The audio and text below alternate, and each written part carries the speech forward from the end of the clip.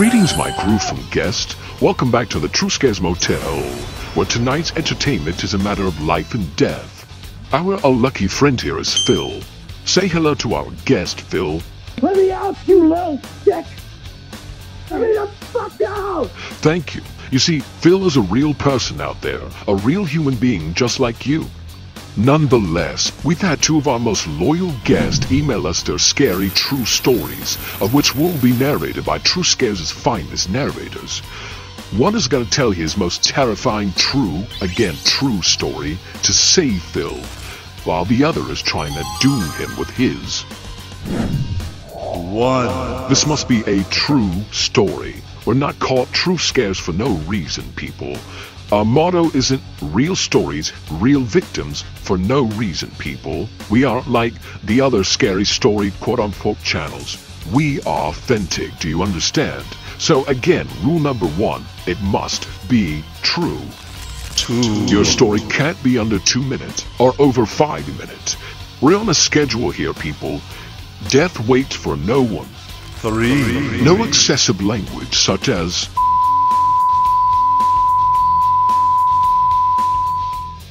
4. Your story must be funny as well as creepy, cause that's what the True Scares way is. To express your interest in participating in a future episode, email us, including your name, age, and a brief description of your story. Finally, alongside our official judges, you, the audience, will have the most important part. Comment your choice for which side had the better story, and that will decide this poor guy's fate. Now, the True Scares await. Let's begin.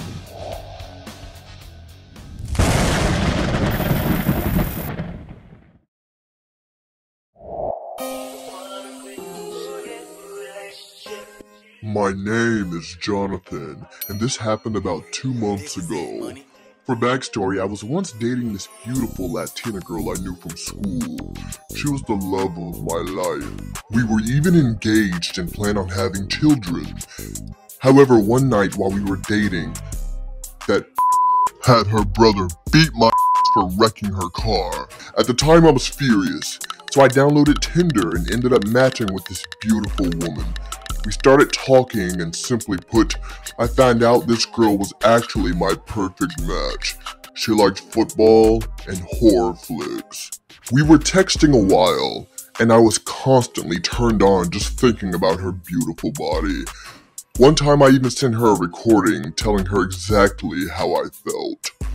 She's not worth it. Why don't I come up there and be with you? Sure, baby, come on up. I want your body. Before long, I had pushed my fiancé out of my life. I had just had enough of that biatch. I needed some new ass. Matter of fact, that same weekend I kicked out my girl, and I invited my new love over. That evening, she arrived. I had the bubble bath ready, laced with rose petals, wine, and chocolates of all sorts. When we met, she looked a bit taller than I had expected. She was also quite hairy and had a very pronounced Adam's apple. Damn, you are ugly. I also found it weird she didn't say a word, but I figured she was just shy. That's fine. I like timid women. Slowly, I led her to the bubble bath. I undressed and got in. She began doing the same. It was then that I noticed that she had a, let's just say, an eggplant. You low-key like tricked me for like... Wait, you didn't mention that on your Tinder profile.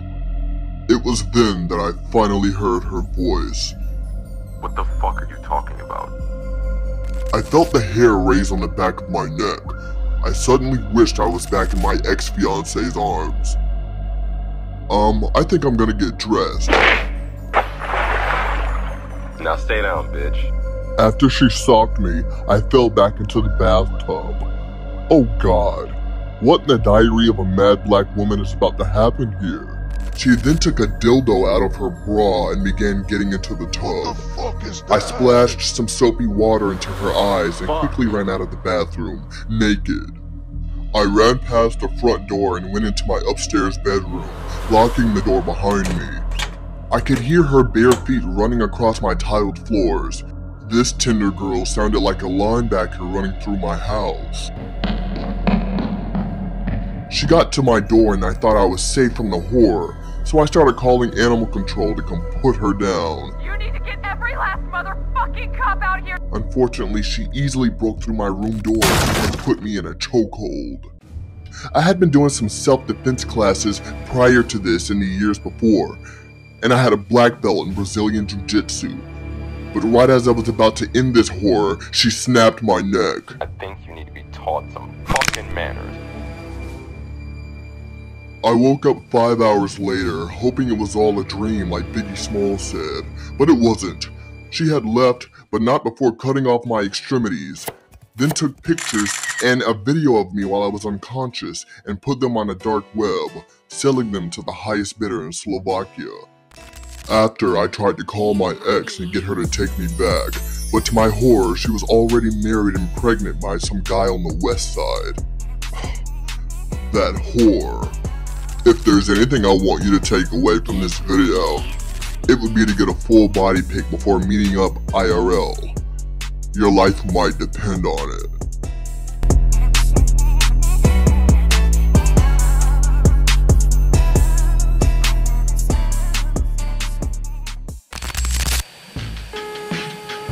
Jesus, that was a bone-shaking story. I should know, haha. What did you think, Phil? Let me out, you little shit! Pathetic. Enough of the dumbass begging and whining. Why don't we judge that last story real quick? In regards to authenticity, all of our stories are verified, so that's an A. Let's see, length. 4 minutes and 18 seconds. Right smack dab in the middle of where it should be. Also an A. Now, language. He may have dropped one or too many F-bombs for my liking, but not that many, so I'll give that a B. And finally, humor. Man, I was laughing my ass off. If I had one at least, I'll also give that an A. Remember, these are our grades based only on True Scares' judging criteria. In the end, it is your worthless opinion that matters the most. Let's move on to our next story.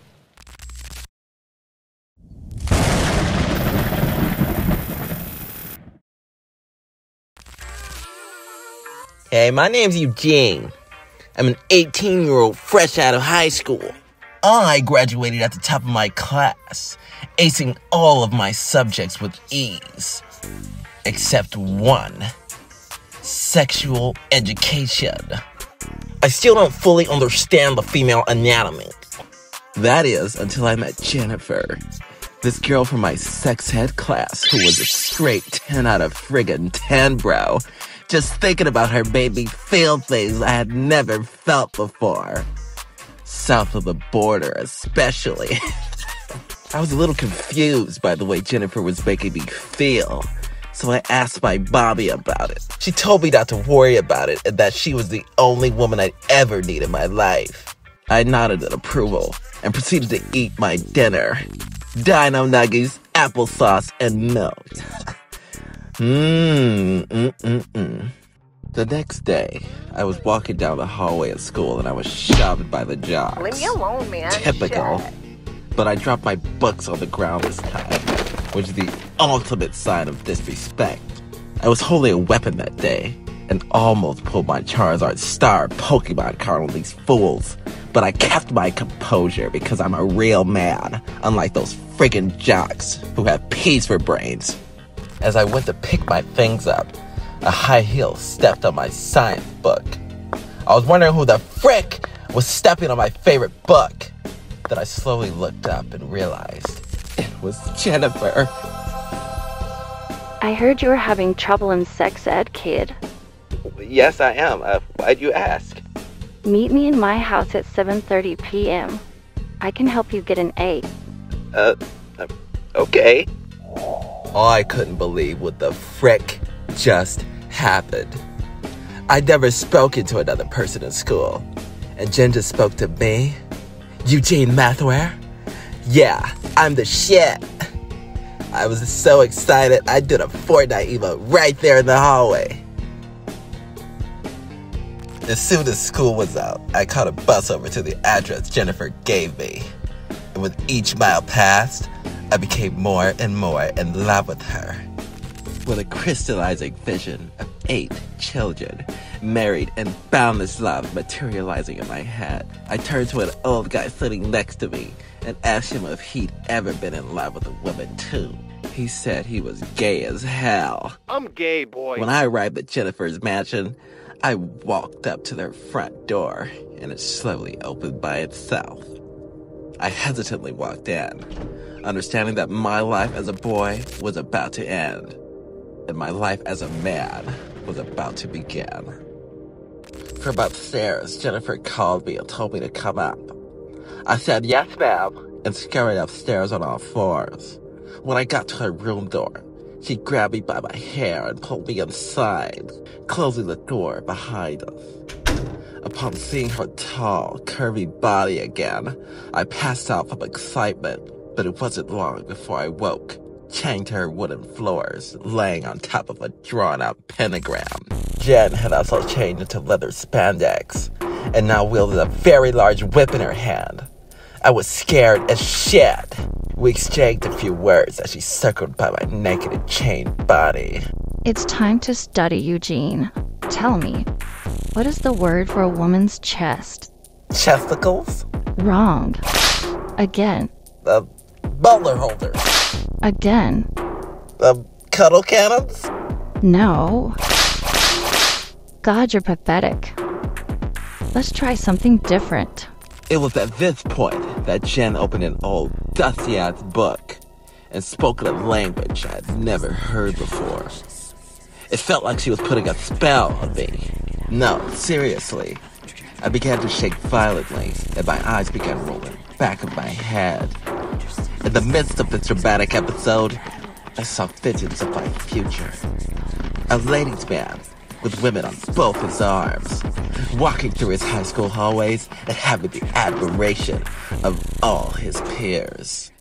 When the spell casting was over, I awoke, 6 inches taller, voice deeper, 40 pounds of muscle heavier. I was no longer Eugene. I was Big Gene. I nervously awaited Jennifer's return. I had no idea what was going through her sexy-ass mind, but I gotta remember that I'm Big fucking Gene. The door slowly opens, and my eyes widen. Like your big back ass listening to this story right now. Yeah, I'm breaking the fourth wall to torch that ass real quick. Eat your fruits and vegetables, you fat fuck! I see you have awoken, Eugene. So, tell me, a woman's chest, what's it called? That's easy. Breasts. Good boy. A woman asked you to cash up her $4K for a trip to Miami with her girls. What do you say? Hell no. Get out of my house and unfollow me on all social media. Good, very good. I think you're ready for the final test. Little did I know what that truly meant. I was not prepared at all for what I saw. Jennifer was dressed in a sexy sky blue maid outfit, topped with Hello Kitty cat ears and a tail. She put on a blonde wig, caked herself in makeup, and flaunted her superior posterior, and I could hardly contain myself. I had to snap back to my senses. This felt planned. Who sent you? Who told you about my weakness? That info's classified, Eugene. Focus on the task at hand. I want you to steal your mommy's credit card to pay for my content. Hell no! It'll take more than that to get Big Gene to simp over a bitch. You sure about that, Big Gene? I can make it worth your while. No! I was losing myself. My inner simp demon was telling me to sneak my mama's card tonight and buy this sexy succubus everything she wanted. But I will not fail! I'm Big fucking G! Jennifer paused and looked almost appalled at what I said. Then she smirked. Well done, Eugene. You've passed the test. The door opened behind her, and a bald man with a weird beard appeared. I didn't mean to rhyme right there, by the way. Hello, Eugene. You were impressive indeed. You've passed the test. I'm Andrew Bate. I bait at-risk simps like yourself into these tests using my female spies. I've been watching you, Eugene. I've seen the kind of man you were going to become without my interference, and I couldn't allow it. I'm ridding the world of all sins, one nerd at a time. I aim to turn our young social rejects into respectable, confident young men. I offer you an accord. Join me in growing my army and humbling the mid-women who reject you daily. Join me in salvation. I gotta go ask my mom. My mommy said no, of course. As expected, I really didn't want to do it anyways because it would require sacrificing my freedom. And I have newfound testosterone to explore. My journey to a man begins today. Time to master my sexual education.